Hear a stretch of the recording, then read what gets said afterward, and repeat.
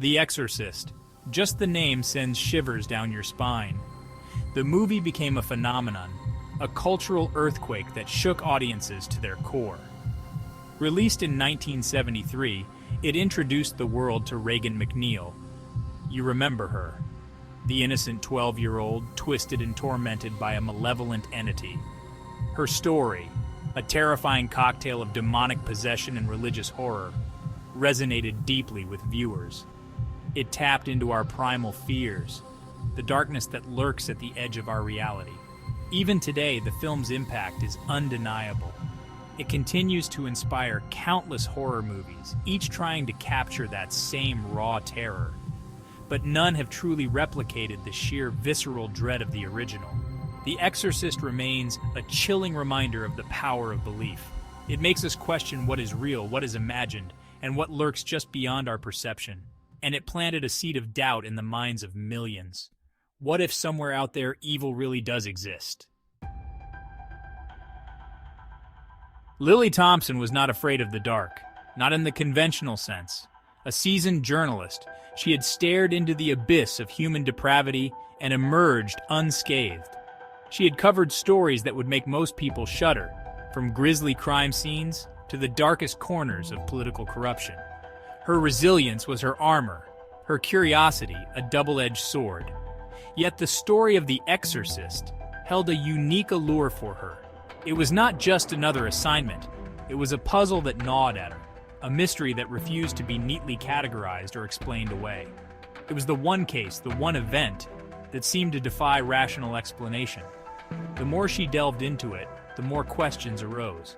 How could such an event, so thoroughly documented and witnessed, still remain shrouded in ambiguity?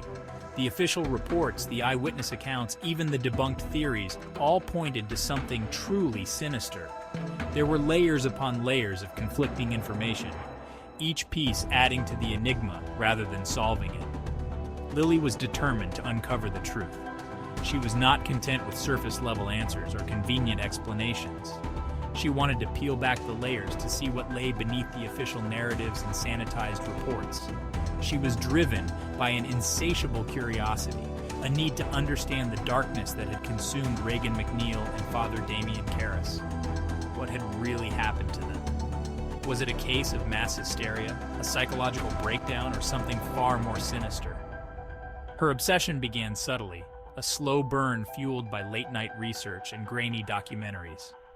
She found herself drawn to the eerie glow of her computer screen, the flickering images of old news footage and interviews. She devoured every book, every article, every whisper about the case.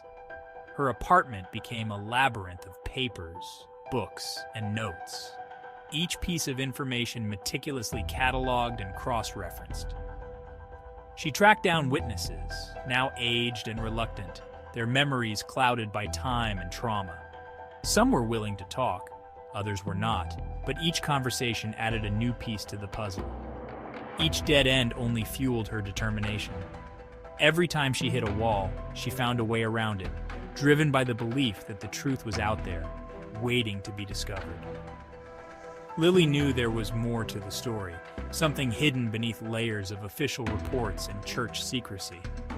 She sensed that the real story was buried deep, obscured by years of misinformation and deliberate obfuscation, and she would be the one to unearth it. She was prepared to go to any lengths, to face any danger, to bring the truth to light. For Lily Thompson, this was more than just a story. It was a quest for understanding, a journey into the heart of darkness. Georgetown University stood as a stoic sentinel, its Gothic architecture looming against the Washington, D.C. skyline. The university, with its towering spires and intricate stonework, seemed almost timeless, a place where the past and present coexisted in a delicate balance. The fog that often enveloped the campus added to its mystique, creating an atmosphere that was both enchanting and foreboding. It was here, within these hallowed halls, that the events of The Exorcist unfolded. The story had become a part of the university's lore, whispered among students and faculty alike. The darkened hallways and shadowy corners seemed to hold on to the memories of those terrifying events. as if the walls themselves could speak of the horrors they had witnessed. Lily walked the campus, feeling the weight of history pressing down on her. Each step she took seemed to echo with the footsteps of those who had come before her, those who had experienced the inexplicable and the supernatural.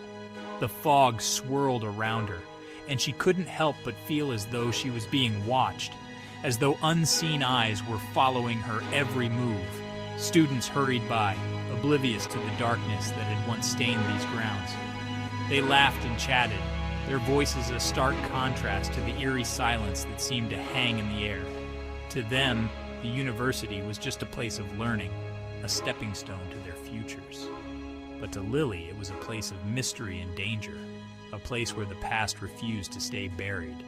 She spoke with professors, their faces etched with skepticism and a hint of fear when she mentioned the exorcism.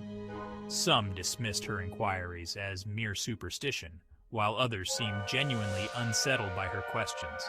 It was clear that the events of the past still cast a long shadow over the university, a shadow that many preferred to ignore.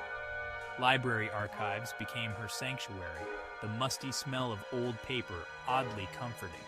The dim light and the quiet rustle of pages created a sense of calm, a stark contrast to the unease she felt elsewhere on campus. Here, among the stacks of books and ancient manuscripts, she felt a connection to the past, a sense of purpose in uncovering the truth.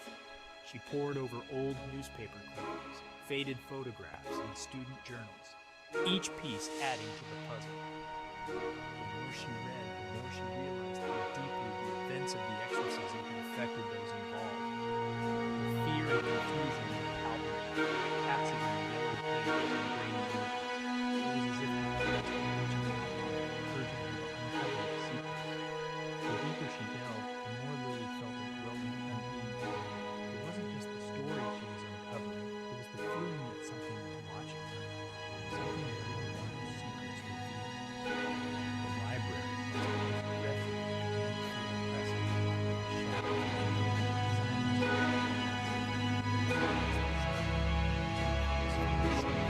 The university seemed to pulse with an unseen energy, a sense of anticipation that made the hairs on the back of her neck stand. The hallways, with their flickering lights and echoing footsteps, felt like a labyrinth, each turn leading her deeper into the unknown. The air felt heavy, charged with an unseen energy. It was as if the very fabric of reality was thinner here, as if the boundary between the living and the dead was more permeable. Lily could feel it in her bones, a tingling sensation that made her hyper-aware of her surroundings. Every creak, every whisper seemed amplified, a reminder that she was not alone. Whispers seemed to follow her through the corridors, faint murmurs that sent chills down her spine. They were just on the edge of hearing, distinct and elusive, but unmistakably there. It's as if the walls themselves were speaking, sharing their secrets in hushed tones. The whispers grew louder at night, when the campus was deserted and the shadows seemed to come alive. Even in broad daylight, shadows seemed to cling to her, as if the darkness itself was watching her go. The sun's rays did little to dispel the sense of foreboding.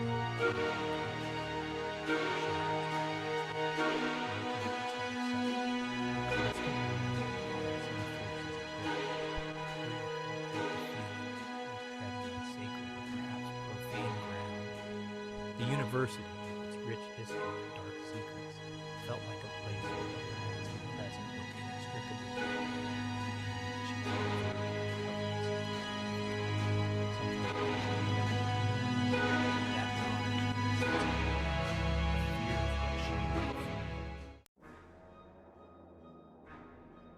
The abandoned rectory stood on the outskirts of Georgetown, a dilapidated testament to the